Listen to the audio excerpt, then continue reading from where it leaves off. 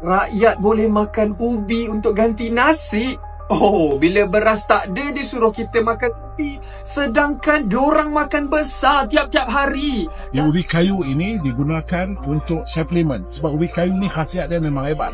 Dan dia kalau bandingkan dengan sugar yang ada dalam beras, ubi kayu ni jauh lebih bawah.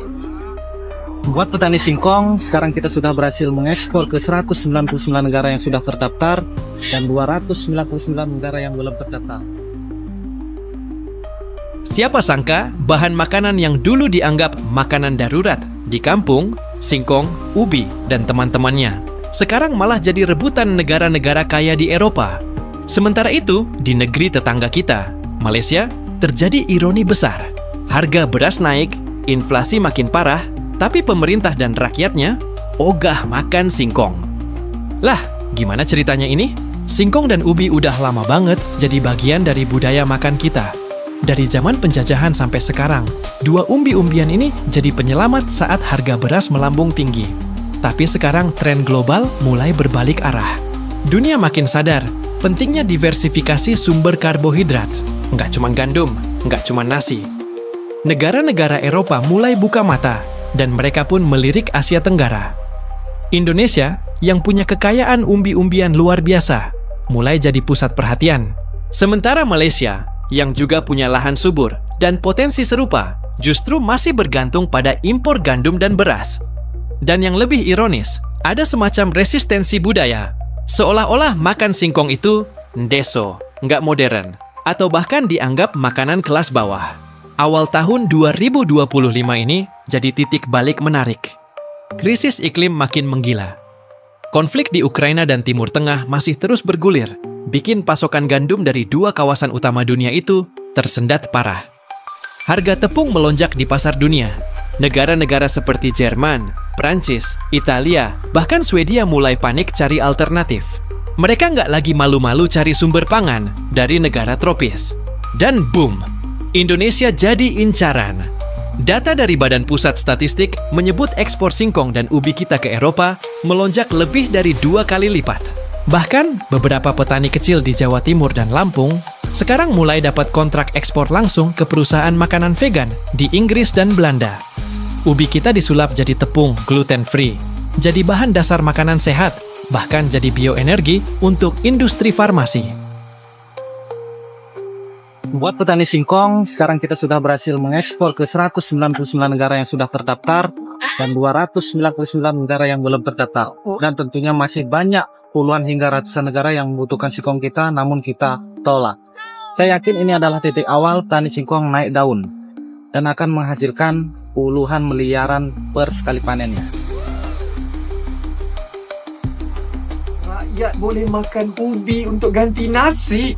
Oh, bila beras tak ada disuruh kita makan ubi. Sedangkan diorang makan besar tiap-tiap hari. Datuk Jo, apa kata kau try dulu buat untuk setahun sebelum kau cadangkan kepada rakyat?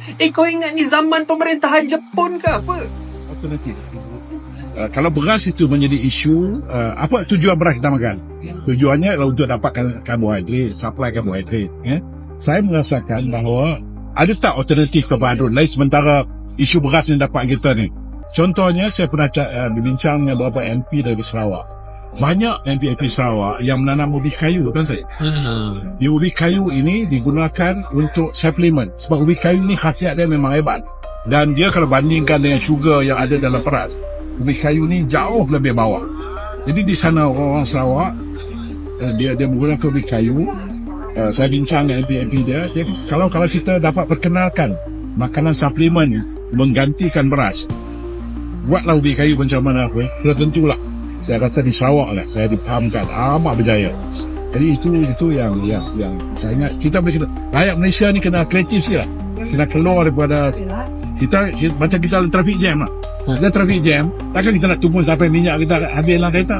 Kita kena fikir, adakah kita nak jalan kaki keluar ataupun nak pinjam motor kawan kerana kita terdesak. So harus fikirkan cara macam mana nak keluarkan mereka keadaan ini. Kalau kita bergantung kepada keadaan, kita tak boleh. Kita mesti kontrol keadaan kontrol kita. makan ubi kayu ganti makan nasi. Itu saranan yang di-Ketua Dewan Rakyat Tan Sri Johari Abdul sebagai alternatif sementara menunggu bekalan beras putih tempatan BPT selesai. Penurunannya. Yang keduanya saya rasa rakyat Malaysia juga harus melihat alternatif. Kalau beras itu menjadi isu, apa tujuan beras kita makan? Tujuannya adalah untuk dapatkan karbohidrat, supply karbohidrat. Saya merasakan bahawa ada tak alternatif kebahagiaan lain sementara isu beras yang dapat kita ni. Contohnya saya pernah berbincang dengan beberapa MP dari Sarawak. Banyak MP Sarawak yang menanam ubi kayu. Ubi kayu ini digunakan untuk suplemen. Sebab ubi kayu ni khasiat dia memang hebat. Dan dia kalau bandingkan dengan sugar yang ada dalam perat, ubi kayu ni jauh lebih bawah. Jadi di sana orang Sarawak, dia menggunakan ubi kayu. Saya bincang dengan MP dia kata kalau kita dapat perkenalkan makanan suplemen menggantikan beras, buatlah ubi kayu macam mana pun, tentulah saya rasa di Sarawak saya dipahamkan amat berjaya. Mengulas lanjut, Johari berkata langkah itu juga boleh menjadi antara jalan keluar daripada kepompong yang sedia ada, termasuk tidak membiarkan isu beras mengawal keadaan rakyat di negara ini. Kita punya tanah yang banyak, tetapi kita harus ada keberanian untuk mencuba. Kadang-kadang pergantungan kita kepada makanan luar negara ni amat hebat. Dan pernah kita mengimport, ataupun saya ingat setahun setengah yang lalu, kita import dalam bajet kita hampir 60 bilion. Satu jumlah yang terlalu besar. Di sisi lain, Malaysia mengalami situasi yang makin pelik. Harga beras terus naik, inflasi tembus 5%. Masyarakat mengeluh harga mie instan dan roti makin nggak masuk akal. Pemerintah sempat kasih paket bantuan makanan lokal berisi singkong dan ubi. Tapi sayangnya banyak warga nolak karena dianggap nggak layak makan. Sebuah laporan menyebut banyak orang Malaysia masih berpikir kalau makanan dari umbi itu buat orang miskin. Jadi walaupun krisis datang, mereka tetap gengsi buat beralih ke pangan lokal. Ini bukan cuma soal selera, tapi juga mentalitas dan persepsi sosial yang belum bergeser. Melihat tren ini, besar kemungkinan permintaan dunia terhadap umbi-umbian bakal terus meningkat, terutama dari negara-negara yang ingin keluar dari ketergantungan pada gandum dan tepung terigu. Indonesia berpeluang jadi pemain utama dunia dalam ekspor tepung singkong olahan. Tapi tantangannya jelas, kita butuh teknologi pasca panen yang mumpuni, dukungan regulasi, dan yang paling penting, perubahan mindset bahwa pangan lokal bukan makanan kelas 2. Kalau Malaysia mau bangkit, mereka harus berani menggeser pola pikir masyarakat dan kebijakan pemerintah ke arah pangan yang lebih mandiri. Waktu mereka nggak banyak, sementara Indonesia, kalau bisa konsisten dan cepat membangun ekosistem singkong dan ubi dari hulu ke hilir, bukan cuma bisa jadi pemimpin regional, tapi juga penentu arah tren pangan global ke depan. Lucunya, dunia sekarang justru belajar dari kita. Negara-negara yang dulu menganggap pangan tropis itu eksotik tapi remeh, sekarang rela bayar mahal buat singkong organik kita. Mereka bangga makan brownies dari tepung mosaf, minum susu dari ubi ungu, bahkan bikin pasta dari singkong fermentasi. Sementara sebagian dari kita masih malu-malu, masih merasa itu makanan kuno. Udah saatnya kita ubah narasi. Karena kenyataannya, yang dulu kita anggap biasa, justru jadi luar biasa di mata dunia.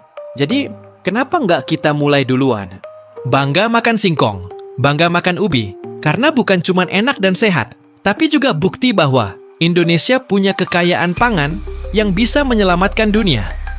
Dan kalau dunia aja lagi rebutan, masa kita malah ogah?